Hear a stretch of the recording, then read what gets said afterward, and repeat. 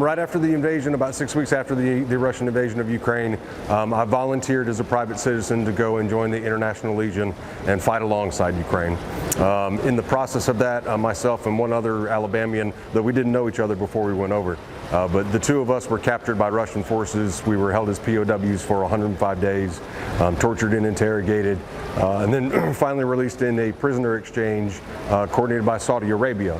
And after coming home and getting all my medical checks done and doing a lot of physical and mental healing, I felt strong enough mentally and physically to go back. And so this summer I went and did some humanitarian aid in the far east in the recently liberated areas, and also started talking to some different Ukrainian training groups about me going back and training soldiers, which I am planning on doing next spring. In between all that, I've been doing everything that I can to advocate for Ukraine. I've talked from everybody from high schoolers to community groups to Congress people about what's going on in Ukraine, what Ukraine needs to win this war, and how I can guarantee that if they get it, they're going to. Do you have any connection to Ukraine, or what made you decide to kind of, as a private citizen, go over there and fight alongside? Yeah, we're not Ukrainian. We don't have Ukrainian ancestors. I didn't know anyone in Ukraine. I didn't have any contacts. But when I saw the invasion happen, I realized as a prior service member of the U.S. Army, I was in the Army for 12 years. I had 2 tours in Iraq. And I thought I really had some things I could offer the Ukrainian soldiers. I realized they were about to get NATO weapons, and with NATO weapons, you need to know NATO tactics and NATO doctrine. And so I went over there to be more of a trainer for them originally. Also, it wasn't even a choice to go. It was something I felt compelled to do. I felt like I had to do it, because this was a clear instance of good versus evil, black versus white. There's no doubt that Putin and Russia were in the wrong for this invasion, and that he thought he was going to win in 3 days. Most of the world thought Ukraine was only going to last a couple weeks, but here we are, we're over 615 days after the invasion, and Ukraine is still going strong. We just need to make sure that we keep supplying them with what they need and with what they need now, instead of delaying like we have been doing. So I know you didn't go over there and anticipate or plan for kind of those 105 days in captivity. Right. But as you sit here, more than a year since you've been free, and you maybe think back or reflect, what are your lasting impressions or memories of those 3.5 months you spent as a POW? I mean, they were pretty brutal. I've seen a lot of videos on how the Russian POWs that Ukraine has are being treated, and I can guarantee you it's a whole lot nicer than us. I mean, I was beaten 24/7. I was in solitary confinement for a month. I was on a starvation diet. I was eating moldy bread and kasha with oatmeal with meat parts in it that you wouldn't want to eat. Dirty water. They electrocuted me with a car battery 4 times. They cracked 4 of my ribs. I've still got nerve damage in my hands. They broke my jaw. I've had to have extensive jaw surgery. So I mean, it was pretty tough treatment. But on the coming out of it, surprisingly, I feel like I'm a better person for it. I'm a lot stronger. I have a lot more confidence. I have a lot more inner peace. And especially having the year to just sit and reflect on it, it's been good for me. And I've learned that humor, resilience, and gratitude can go a very, very long way. It's what kept us alive, and it's what I'm still trying to do to this day. To be here, to go to fundraisers, events like this for Ukrainian soldiers, I know that have lost ones. Why is it important for you to be here this weekend, and why is it important for you to continue to be that voice, be that advocate, that maybe American voice for soldiers, Ukrainians that maybe wouldn't have a platform that you have found yourself having the last years? Sure, I'm glad you used that word. I mean, I realize that even though it was a horrible experience, I do have a platform, and I'm trying to make sure I use that for good. I want to end this war. Ukraine's my second home now. I've been adopted by the Ukrainians, and this is my country, and this is my war, and I want it to end.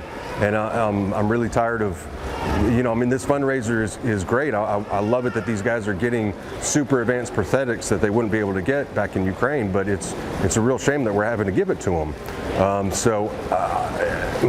I'm retired out of the Army, so my full-time job is advocating for Ukraine.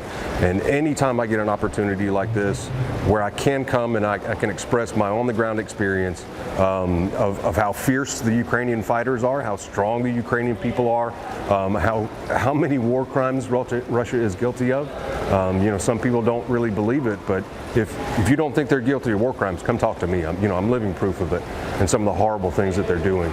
So, there are a lot of facets to how I can use this platform, but it means that any opportunity I have to speak to anyone about Ukraine, I take it. Even in Tuscaloosa this morning, I gave a speech with an adult learning group about what was going on in Ukraine and what I think from personal experience needs to keep happening in Ukraine. So I know I was talking to Nadia yesterday about how it feels like the war that has now started in Israel might kind of, be drowning out some of the attention, money, all of that for Ukraine.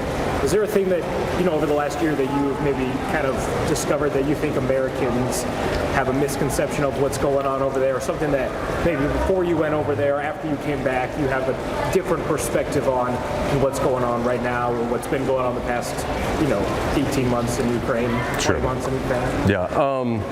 It's something that I experienced during Iraq, because I had 2 tours there, and that was a long war. And it's called war fatigue. And it's a real thing, and it happens. It happened back then. It happened in Afghanistan.